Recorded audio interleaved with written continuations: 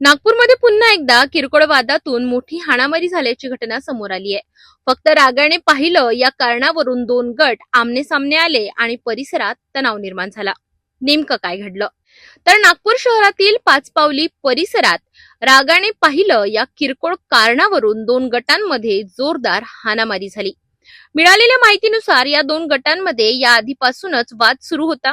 मात्र 4 एप्रिल रोजी सायंकाळी 6:30 वाजताच्या सुमारास हा वाद पुन्हा चिघळला आणि त्याचे रूपांतरण थेट हाणामारीत झाले. या घटनेमुळे परिसरात काही काळ भीतीचे वातावरण निर्माण झाले.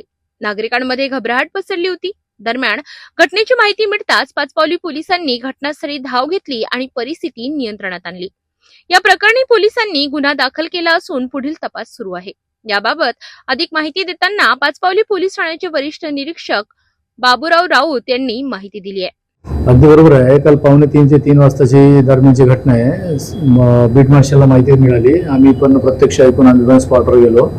तोपर्यंत मारामारी सुरूच होती. दोन गटात सिद्दीकी परिवार आहे. शकील अहमद सिद्दीकी वेल्डिंगचे दुकान व इतर दुकान आहेत. त्याच्या बाजूला दुसरा गॅस रिपेरिंग आणि चप्पल दुकान दुसरं अहमद सिद्दीकी. त्या दोन गटामध्ये जुन्या वाद होता. एक ईदगाह प्लस फुटपाथची जागा हॉकर झोन या अनुषंगाने बरेच दिवसात त्यांच्यात भांडणं सुरू आहेत.